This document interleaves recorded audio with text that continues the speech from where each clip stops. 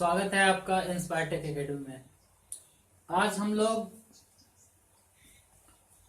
नए टॉपिक में बात करेंगे। पिछले लेक्चर्स में हम लोग थ्योरम्स वगैरह के बारे में, सारे डीसी नेटवर्क्स के बारे में चर्चा कर लिए थे। आज हमारा जो टॉपिक है वो आज नए चैप्टर की शुरुआत करते हैं। आज हमारा जो चैप्टर है उसका नाम है voltage source and current source. ठीक है, तो वोल्टेज सोर्स क्या होते हैं, करंट सोर्स क्या होते हैं, इनके बारे में डिटेल्स में हमको पढ़ना है इस चैप्टर में। ठीक है, तो देखिए देखिए क्या नाम है, ये सोर्स जो होते हैं सप्लाई वोल्टेज किसी भी एलिमेंट को पावर देते हैं जिससे वो ऑपरेट होता है। तो अगर हम बात करें वोल्टेज सोर्स की, तो देखिए वोल्टेज सोर्स और करंट सोर्स दो हैं। ठीक, उसके बाद अगर हम voltage source individually voltage source और करंट सोर्स के बारे में हम लोग डिटेल्स में पढ़ेंगे कि वो कैसा होता है, उनका बिहेवियर क्या होता है। ठीक है, इनके एप्लीकेशंस क्या क्या है और इन दोनों का आपस में कन्वर्जन भी पॉसिबल है, कहाँ पॉसिबल है कहाँ पे नहीं है, इन सब चीजों के बारे में भी हम लोग देखेंगे। ये जो चैप्टर है हमारा, ये चैप्टर काफी इंपॉर्टेंट हो जाता है अकॉर्डिंग टू आपके सिलेबस, और आगे जो कॉम्पिटेटिव एग्जाम वगैरह में इन सब चीजों से भी नेटवर्क सॉल्व करने में आपको ज्यादा इजीली और कम टाइम में आप किसी भी नेटवर्क को सॉल्व कर सकते हैं, सॉल्व कर सकते हैं इसके थ्रू। ठीक है, तो आइए हम लोग बात करते हैं वोल्टेज सोर्स क्या होता है, इसके एप्लीकेशंस क्या है।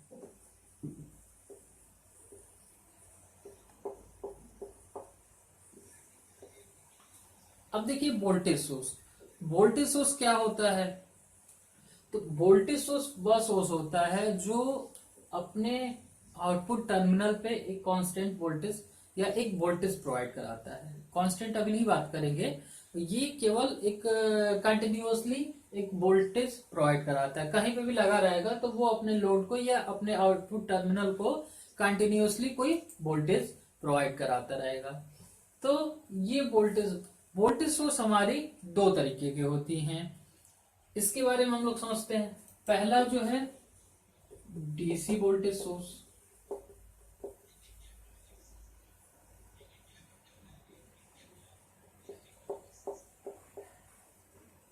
दूसरा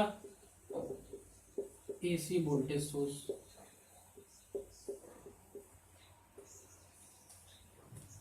ठीक है, अब देखिए हमको दोनों में डिफरेंस समझना है कि डीसी वोल्टेज सोर्स क्या होता है, एसी वोल्टेज सोर्स क्या होता है। ठीक है, अगर हम डीसी वोल्टेज सोर्स की अगर बात करें तो डीसी वोल्टेज सोर्स वह सोर्स होता है जो अपने टर्मिनल पे किसी भी डिवाइस को कांस्टेंट एक डायरेक्ट करंट देता है। ठीक है, डीसी डायरेक्ट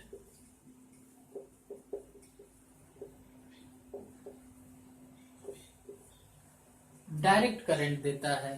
ठीक है, मतलब कि ये जो डायरेक्ट करंट होता है वो हमारा यूनिडायरेक्शनल होता है और केवल एक ही दिशा में कंटिन्यूसली आपको करंट मिलती रहेगी। तो ये हमारा डायरेक्ट करंट सोर्स होता है। अब देखिए एसी की बात करें तो एसी इसका फुल फॉर्म होता है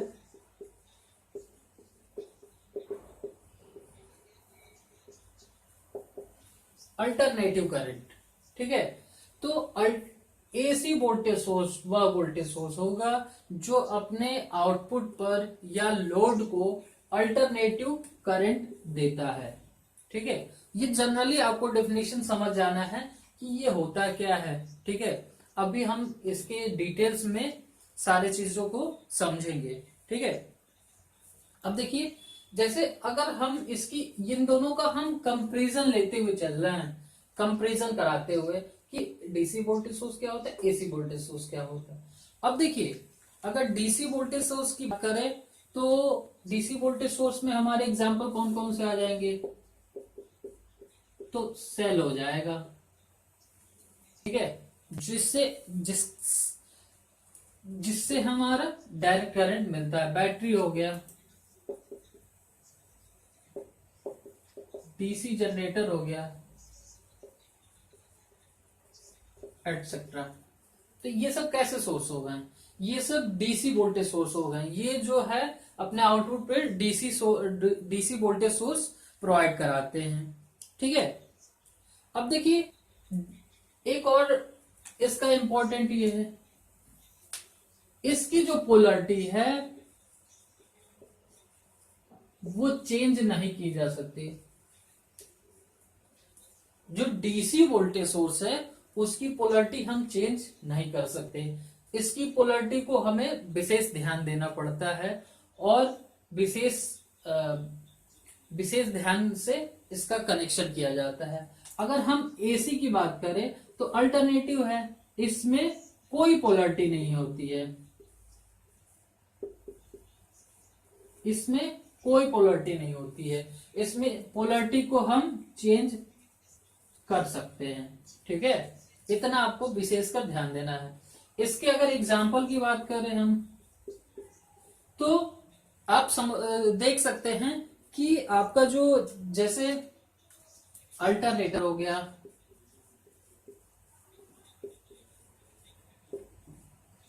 ऑक्सीलेटर हो गया,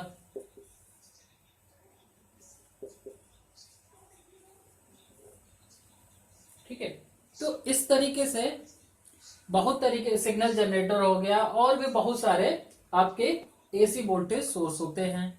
अगर हम इनकी बात करें इंडिकेशन का, तो इंडिकेशन आप लोग देख लीजिए। डीसी वोल्टेज सोर्स को हम जनरली सर्किट में इसके द्वारा प्रदर्शित कर सकते हैं। ठीक है, अब जैसे मान लीजिए कोई सर्किट में हम लगा रहे हैं,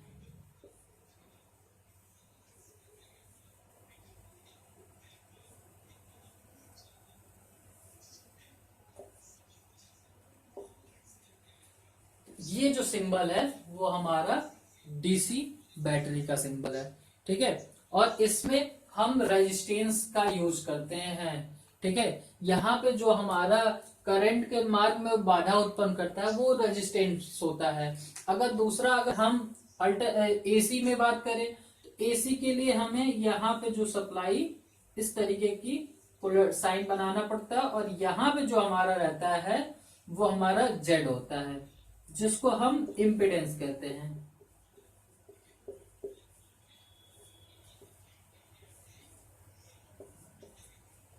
और आपका जो अल्टरनेटिव वोल्टेज सोर्स है, एसी वोल्टेज सोर्स है, ये हमारा साइनोसॉइडल होता है। ये जनरली साइनोसॉइडल होता है, बाकी कुछ भी हो सकता है, ट्रायंगुलर वेव भी हो सकता है, रेक्टेंगुलर वेव भी हो सकता है। ठीक है, तो वो बात का मैटर है, डजंट मैटर है, बट ज्यादातर साइनोसॉइडल हमारे एसी यूज किए जाते हैं। ठीक है, तो ये हमारा एसी और डीसी में बेसिकली डिफरेंस है। ठीक है, अब देखिए ये इसमें लोड नहीं है, नो लोड पे जो है ये हमारे सिंबल है, ये डीसी सोर्स का है जिसका इंटरनल रेजिस्टेंस आर है। ये हमारा एसी वोल्टेज सोर्स का है जिसका इंटरनल इम्पिडेंस जेड है। ठीक है, तो इसको बस हमें ध्यान देना है कि डीसी वोल्टेज सोर्स में हम देखिए यहां पे हम लोग क्या सीखे, DC voltage source. DC voltage source यानी कि जो हमें आउटपुट पे डायरेक्ट करंट प्रोवाइड कराती है लोड को। ठीक, इसमें पोलरिटी का विशेष ध्यान रखा जाता है, इसकी पोलरिटी को हम चेंज नहीं कर सकते हैं।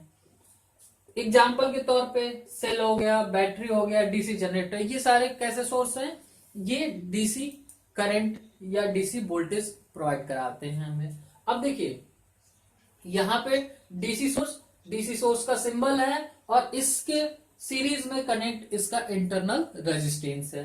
ठीक है, अगर कभी भी हम डीसी में बात करेंगे तो वहां पे हमारा रेजिस्टेंस होगा, अगर एसी में बात करें तो वहां पे हमारा इम्पिडेंस होगा। इसे हमें विशेष तौर से ध्यान देना है। अब देखिए AC current, AC voltage source AC voltage source वो होता है जो आउटपुट पे अल्टरनेटिव देता है, वो हमारा एसी वोल्टेज सोर्स होता है। इसकी पोलरिटी हम चेंज कर सकते हैं, कोई प्रॉब्लम नहीं है, किसी भी पोलरिटी में हम कनेक्ट कर सकते हैं। इसके example alternator, sinus oscillator, sine wave generator या सिग्नल आपका सिग्नल जनरेटर, ये सारे बहुत सारे सोर्स हैं जिनके द्वारा हम एसी जनरेट करते हैं।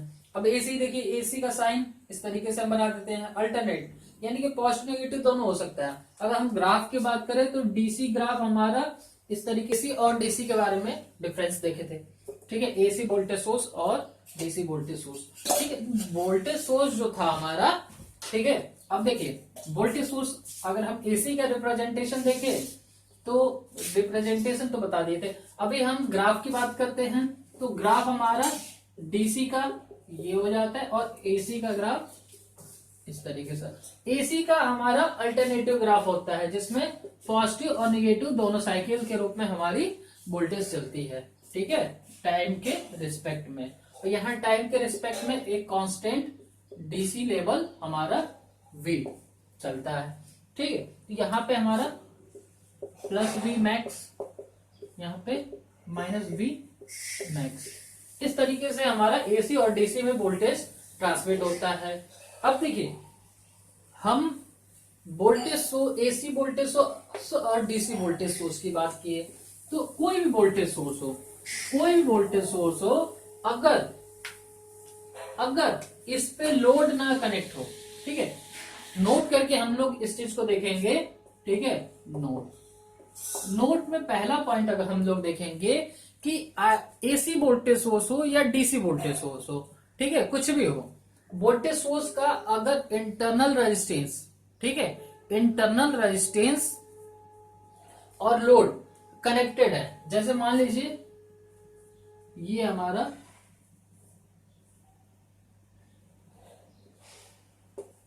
Are I we.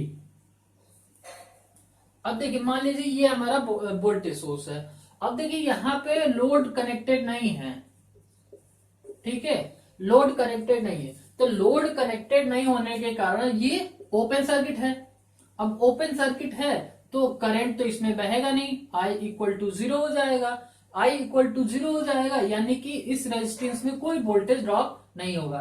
तो यानी कि जो वी ओपन सर्किट वोल्टेज है वो वी एस सप्लाई वोल्टेज के इक्वल हो जाएगा, यानी कि कोई लॉस नहीं होगा, ठीक है, जब लोड नहीं रह रहा है। तो पहला पॉइंट हम ये समझेंगे कि कोई भी वोल्टेज सोर्स हो, एसी हो या डीसी हो, इसमें अगर लोड कनेक्टेड नहीं है तो टर्मिनल वोल्टेज जो है हमारा सेम सप्लाई वोल्टेज के इक्वल मिलेगा, ठीक है। इसको हम ओपन सर्किट वोल्टेज भी बोल सकते हैं। अगर दूसरा केस हम देखें, दूसरा केस अगर यहां पे हम लोड को कनेक्ट कर दे तब क्या होगा,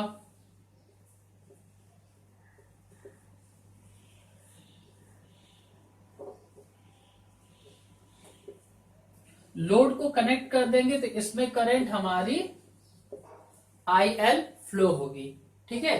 तो यहां से अगर हम IL की बात करें तो IL क्या हो जाएगा, ओम्स लॉ से V अपन R, R क्या हो जाएगा, सीरीज में है, दोनों सीरीज में है, तो RI प्लस RL, ये हमारा IL की कंडीशन हो गई। अब देखिए यहीं से अगर हम VL की बात करेंगे तो VL क्या हो जाएगा, IL इंटू RL। अब IL की वैल्यू हमारी V अपन RI plus RL into RL, ये रही, ठीक है। अब देखिए इसको हम और भी लिख सकते हैं, VL इक्वल टू V अपन इस RL को नीचे हम डिवाइड में ले आएंगे तो RI अपन RL प्लस 1 हो जाएगा। अब देखिए इसी कंडीशन को हमें याद रखना है, ठीक है, इस कंडीशन से ही सारा कॉन्सेप्ट निकलता है और इसी चीज को हमें समझ के चलना है।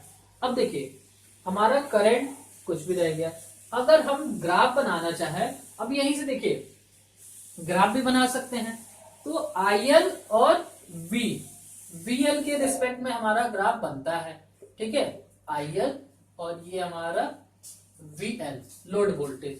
अब देखिए, अब यहीं से अगर हम बात करें कि RI अपान RL कुछ भी रहेगा, अगर RI की वैल्यू कुछ भी रहेगी तो 1 में ऐड होगा, और 1 में ऐड होगा V से डिवाइड करेंगे तो कभी भी VL की वैल्यू V से कम आएगी।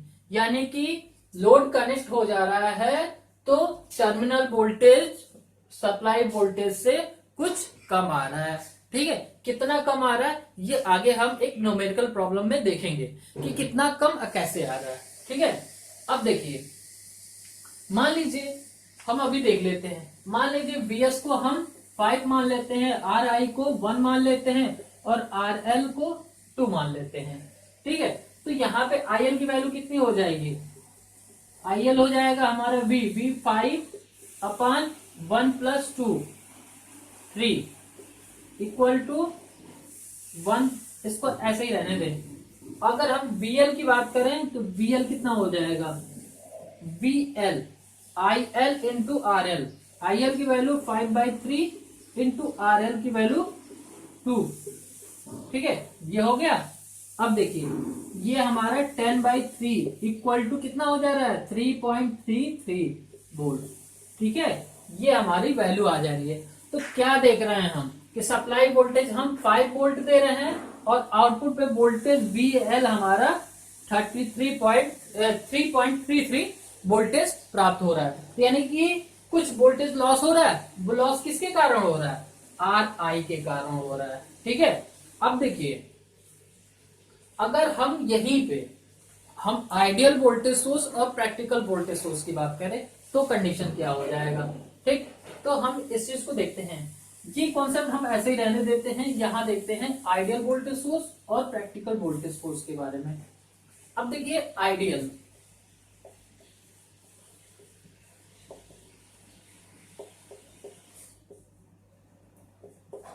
वोल्टेज सोर्स, ये कॉन्सेप्ट आप बस समझते रहिए। ठीक है, नोट्स तो हम आपको टेलीग्राम पे PDF में दे देंगे। आप लिंक डिस्क्रिप्शन लिंक पे टेलीग्राम का चैनल का लिंक दिया हुआ है, आप उससे ऐड हो सकते हैं। ठीक है, अब देखिए आइडियल वोल्टेज सोर्स।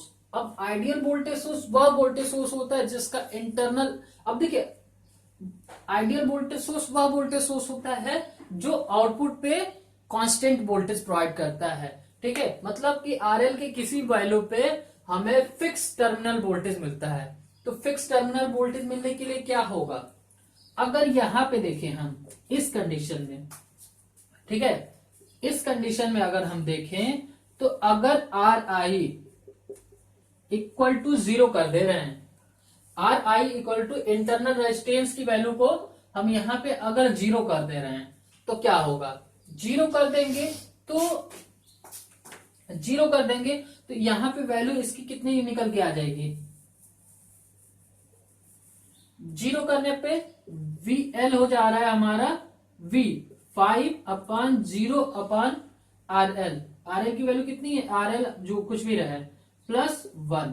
अब देखिए, ये वैल्यू हमारी VL जो है ये हमारा V के इक्वल आ जा रहा है। क्यों, क्योंकि ये 0 में हम किसी भी वैल्यू का डिवाइड करेंगे तो 0 ही आएगा। ठीक है, और जिस 1 से डिवाइड करने पे वही वैल्यू, यानी कि हमारा कंडीशन सेटिस्फाई हो रहा है कि आइडियल वोल्टेज सोर्स वह वोल्टेज सोर्स है जिसका इंटरनल रेजिस्टेंस क्या होना चाहिए, 0 होना चाहिए। मतलब आउटपुट पे हमें उतना ही वोल्टेज प्राप्त करने के लिए हमें जो इंटरनल रेजिस्टेंस का मान 0 होना चाहिए, तभी तो हमारा VL V के इक्वल हो जाएगा। ठीक है, तो ये चीज, अगर यही चीज अगर हम प्रैक्टिकल की बात करें तो आइडियल वोल्टेज सोर्स का ग्राफ क्या हो जाएगा, IL के किसी भी वैल्यू पे, यहाँ पे IL जो था, IL की किसी भी वैल्यू पे IL, अब यहाँ पे 0 अगर हम कर दे रहे हैं RI तो V अपान RL, तो RL की वैल्यू, RL को अगर हम चेंज करेंगे तो I की वैल्यू, IL की वैल्यू कुछ भी होता जाएगा, उससे हमें कोई फर्क नहीं पड़ेगा। IL की वैल्यू पे हमें एक कांस्टेंट वोल्टेज सोर्स प्रोवाइड होता है, ये हमारा आइडियल वोल्टेज सोर्स है।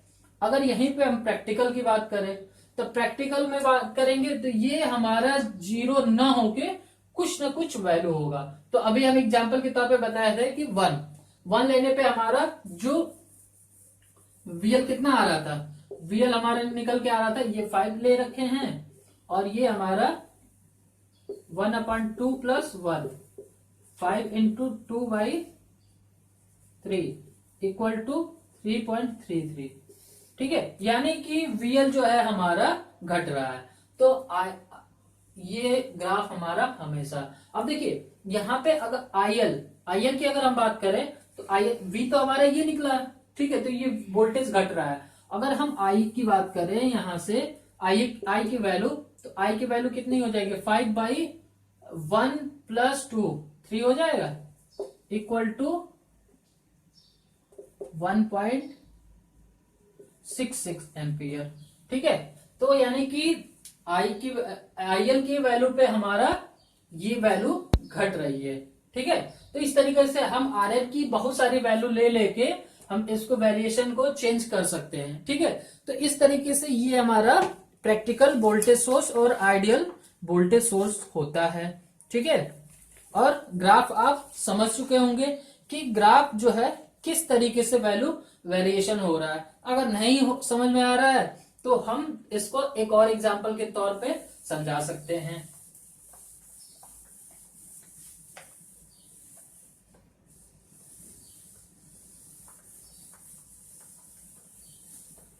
देखिए RL की वैल्यू हम कई सारे लेके भी इसको सॉल्व कर सकते हैं। ठीक है, तो मान लीजिए हम लेते हैं प्रैक्टिकल वोल्टेज सोर्स।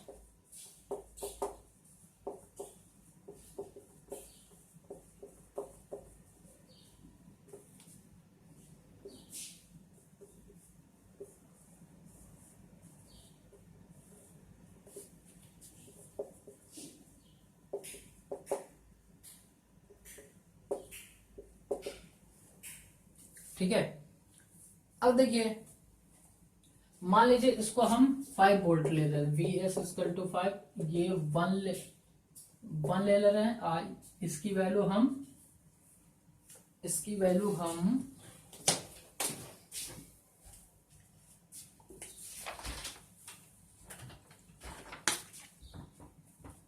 कुछ भी ले लीजिए आप, 2 to 5 वेरी करा दीजिए, 2 से लेके 5 वोल्ट तक ले लीजिए। ठीक है, अब देखिए अगर ये हमारा ओपन सर्किट रहेगा तो हम देखते हैं कि RL, IL और हमारा VT हमारा ये है टर्मिनल वोल्टेज। ठीक है, अब देखिए अगर हम ओपन सर्किट लेते हैं, यानी कि ये ओपन रह रहा है, करंट कोई नहीं बहेगा। ठीक है, IL 0 हो जाएगा हमारा और वोल्टेज हमारा 5 वोल्ट हो जाएगा। ठीक है, अब देखिए अगर हम RL की वैल्यू हम 2 से 5 के बीच में लेते हैं तो क्या हो रहा है, मान लीजिए हम पहले 5 लेते हैं। ठीक है, तो 5 ले रहे हैं हम, तो 5 लेंगे तो कितना हो जाएगा, तो यहां से हम कैलकुलेट कर सकते हैं IL equal to V/RI plus RL से, ये 5/1 प्लस 5, RL की वैल्यू किस पे, 5 पे, हमारा कितना आ जा रहा है 5/6 इक्वल टू 0.83 एम्पियर, यानी कि इसकी वैल्यू 0.83। IL की वैल्यू 0 से लेके बढ़ी है। अब देखिए हमारा VL क्या हो जाएगा, या VT हमारा होगा IL इंटू RL। ठीक है, अब IL इंटू RL होगा तो IL की वैल्यू हमारी कितनी आ गई है 0.83 इंटू RL की वैल्यू 5 ले रखें, तो मल्टीप्लाई कर लिए 5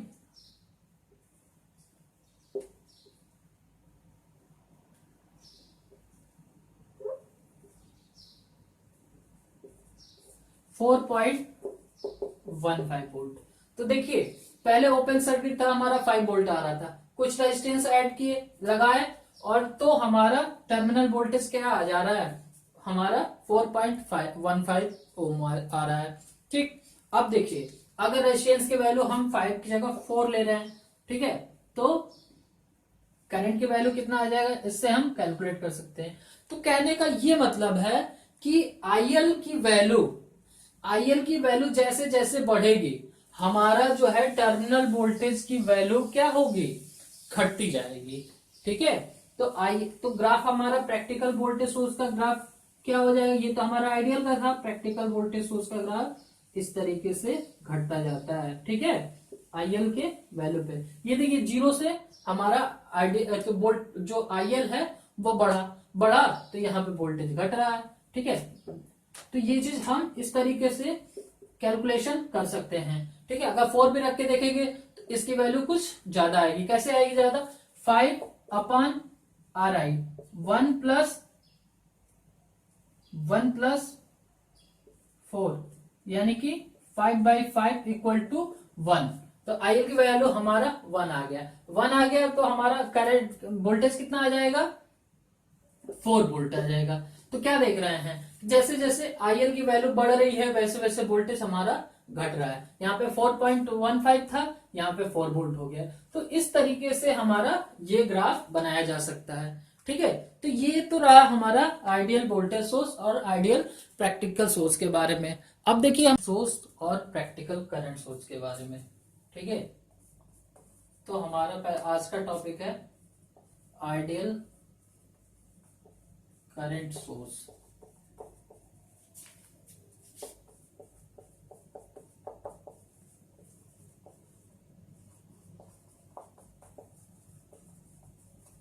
ठीक है, अब देखिए आइडियल करंट सोर्स। तो आइडियल करंट सोर्स वह करंट सोर्स होता है जो लोड को हमेशा एक कांस्टेंट करंट प्रोवाइड करे। लोड रेजिस्टेंस की वैल्यू कुछ भी हो, उसको एक कांस्टेंट करंट प्रोवाइड कराती रहती है। ठीक है, तो हमारा आइडियल करंट सोर्स का ग्राफ क्या हो जाता है,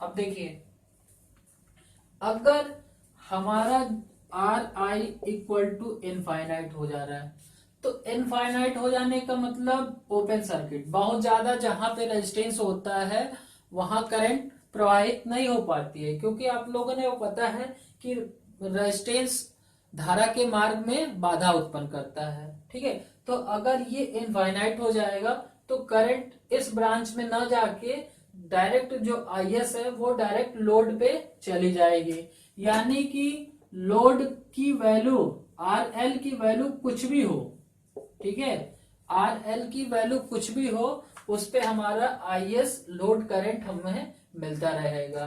ठीक है, तो इसकी एक और डेफिनेशन हम कह सकते हैं कि वह करंट सोर्स जिसका इंटरनल इम्पिडेंस या रेजिस्टेंस, एसी के लिए हम इम्पिडेंस और डीसी के लिए रेजिस्टेंस यूज करते हैं, तो हम क्या कह सकते हैं, वह आइडियल करंट सोर्स जिसका इंटरनल इम्पिडेंस या रेजिस्टेंस इनफाइनाइट होता है वो हमारा आइडियल करंट सोर्स होता है।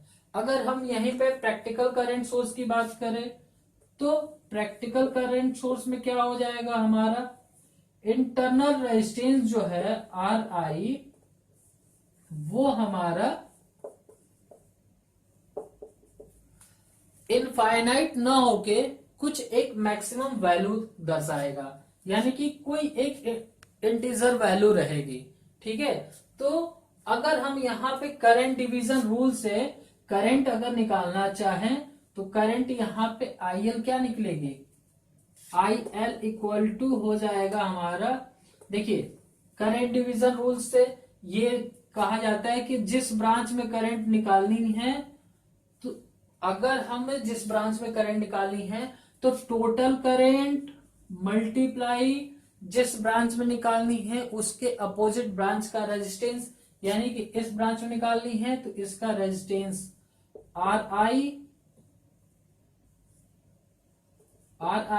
डिवाइड बाई दोनों का sum R I plus R L हो जाएगा। अगर यहां से आई एल इक्वल टू क्या हो जाएगा, आई एस अपान इस आर आई को नीचे ले आएंगे डिवाइड में, तो are I upon R I plus R L upon R आई। अब देखिए इस आर आई अपान आर आई को हम डायरेक्टली 1 लिख सकते हैं, तो यहाँ पे 1 हो जाएगा। तो ये हमारा लोड करंट की वैल्यू निकल के आ जाएगी। अब देखिए यहां से भी हम देख सकते हैं कि अगर इस डेफिनेशन को भी अगर इस फॉर्मूला में अप्लाई करेंगे तो वही रिजल्ट आएगा। अगर देखिए आर आई को इनफाइनाइट कर दें, तो यहाँ पे अगर हम इनफाइनाइट रखेंगे तो किसी भी वैल्यू में हम इनफाइनाइट से अगर भाग देंगे तो उसकी वैल्यू 0 आएगी, और अगर 0 आएगी तो ये पूरा वैल्यू हमारा 0 हो जाएगा। तो आई एल जो हो जाएगा वो आई एस के इक्वल हो जाएगा। तो इस तरीके से भी हम आइडियल करंट सोर्स को प्रूफ कर सकते हैं। अब देखिए हम रही बात प्रैक्टिकल की बात कर रहे हैं, तो प्रैक्टिकल में हमारा क्या हो रहा है कि जो वैल्यू है आर आई की वो इनफाइनाइट ना होके कुछ एक इंटीजर वैल्यू रह रही है। ठीक है, कुछ एक इंटीजर वैल्यू रह रही है। अब वैल्यू रह रही है तो वैल्यू रख के भी हम देख सकते हैं। अगर आई एस की वैल्यू अगर हम 5 ले रहे हैं, आर आई की वैल्यू हम 5 मेगा ओम ले रहे हैं, और आर एल की वैल्यू हम 500 ओम टू 1500 ओम तक ले रहे हैं।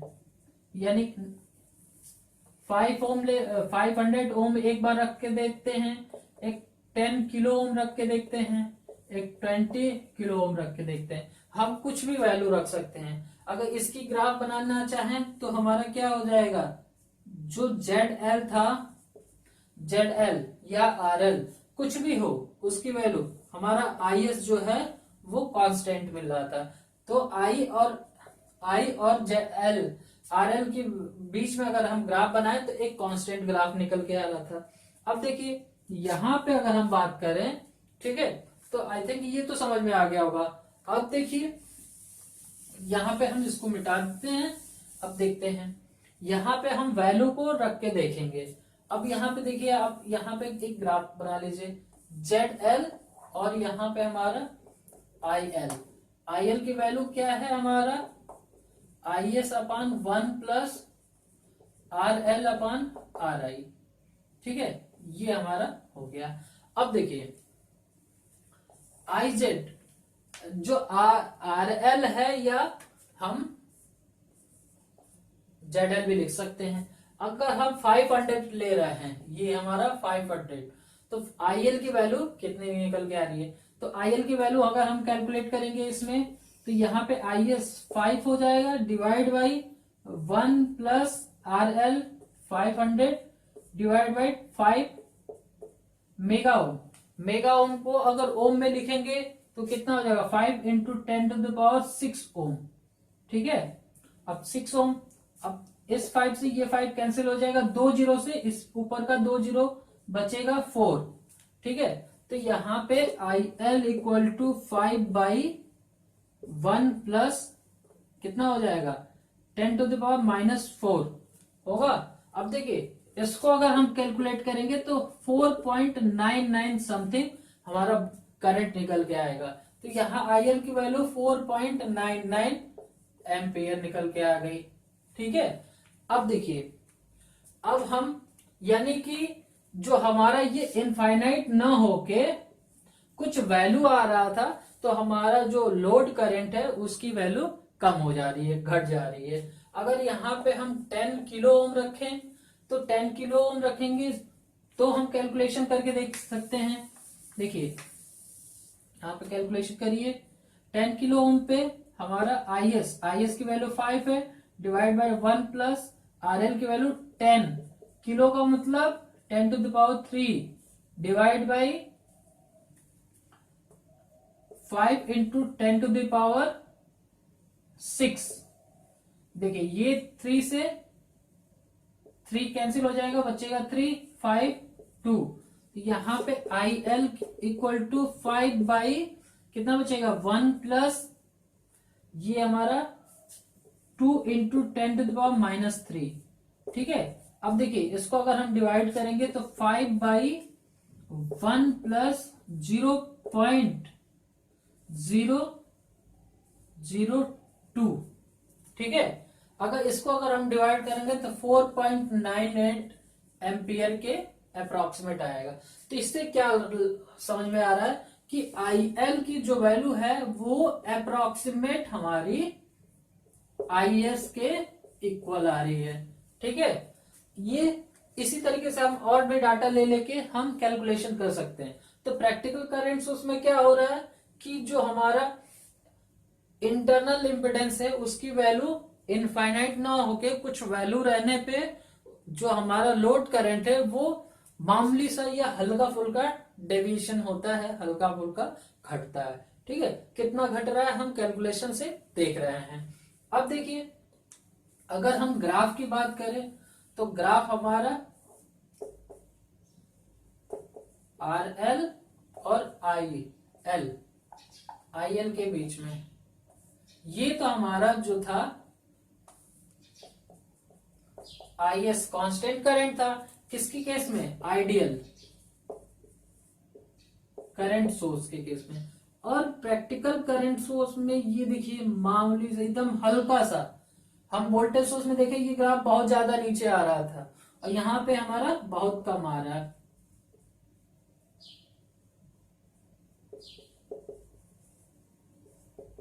Practical current source. तो आई होप कि आपको आइडियल करंट सोर्स और आइडियल प्रैक्टिकल करंट सोर्स के बारे में आपको समझ में आ गया होगा ठीक है। तो इस तरीके से हम आइडियल करंट सोर्स और प्रैक्टिकल करंट सोर्स में अंतर समझ सकते हैं, देख सकते हैं। और ग्राफिकल, तो ये चीज आप लोगों के लिए इंपॉर्टेंट है ठीक है। नेक्स्ट वीडियो में हम इसके कन्वर्जन के बारे में बात करेंगे। अगर हमारा वीडियो आपको पसंद आ रहा है तो ज्यादा से ज्यादा लाइक, सब्सक्राइब और शेयर करें ठीक है। मिलते हैं।